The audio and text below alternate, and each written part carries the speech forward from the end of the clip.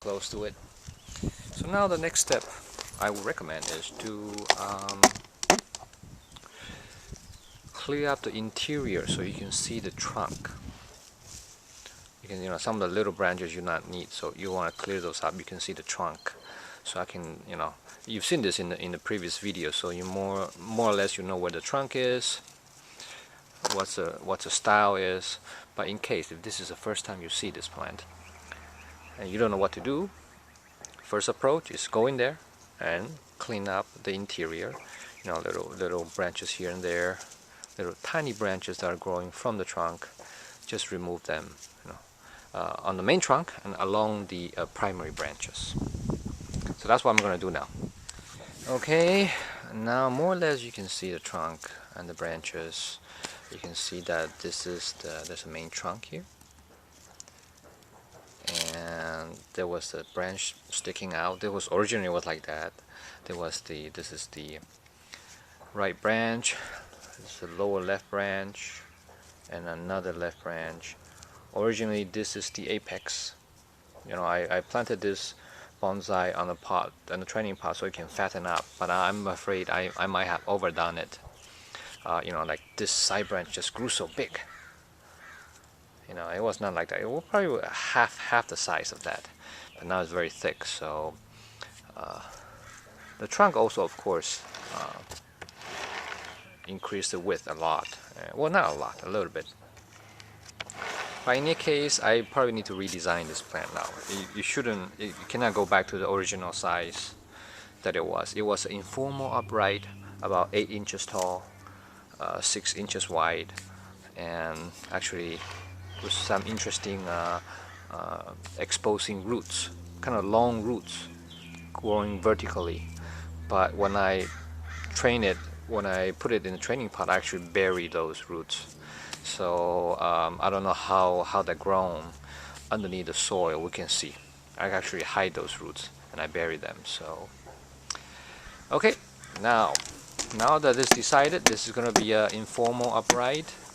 I'm gonna use the same old left and right branches, except I now need to decide the top. I can how high should this plant go? I probably want to stop here, which will make it like a 10-inch tall plant. So let's take a look. So here's a decision here. So if you notice, the plant kind of grow and go a little bit toward the right, and then going toward the left now.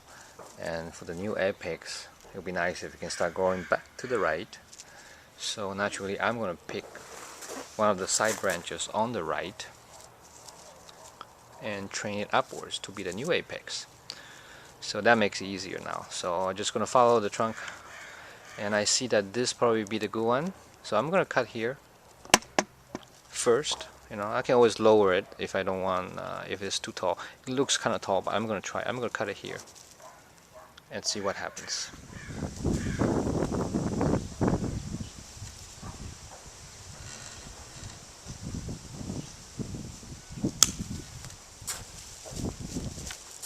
By the way, if I would have more time to prepare, that top portion that I cut off would have been an excellent opportunity to do some air layering and creating a new plant. But unfortunately I had to cut it off.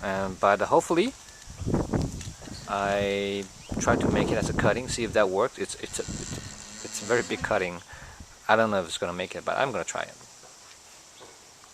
Okay, now that we've chosen the apex, just gonna keep this in a triangular shape. So I need to shorten the branches along this, and then take a look again.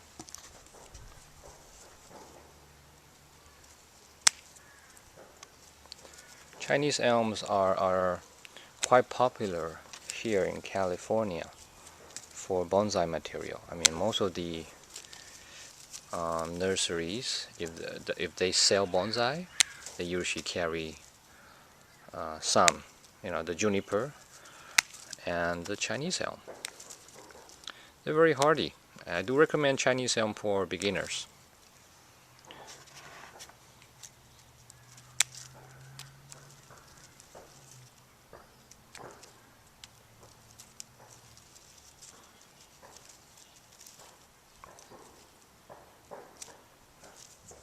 Okay, this is my first cleaning from the top. I think that's should do it. And but now the problem is the bottom branches. They are very big and wide. So this is the branch. I want to leave some of these just in case I might need them later. But these are too long, so it'll be a pity again. So you want to cut where you see some branch coming out, and you just want to cut on top of it.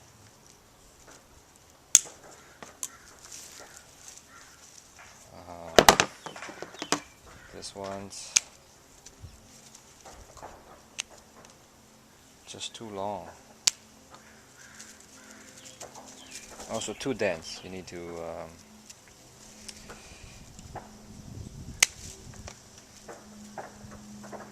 make it less dense. A lot of branches crossing over, so that's easy. Just anything going. Okay, this is how it is after my first hair pruning on this very first right branch.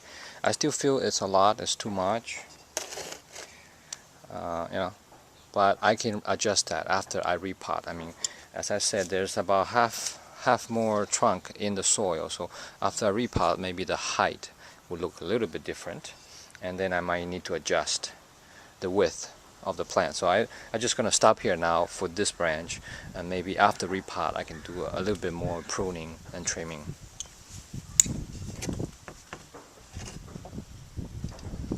Okay, so I'm going to do the same with all the other side branches, and I'll show you the results. Okay, now that I'm done, this is the end of the pruning section before the repotting. I'm going to start repotting now, but just a little critique to myself here. Yeah, this branch is kind of big. It's very overpowering, but you know, it might end up like that. It might be part of the design.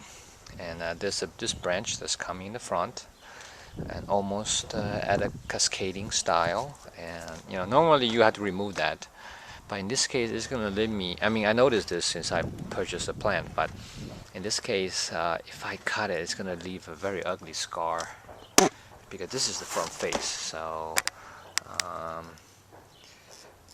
I don't know, I'm gonna leave it, even though this might break the rules. Okay, ready for repotting.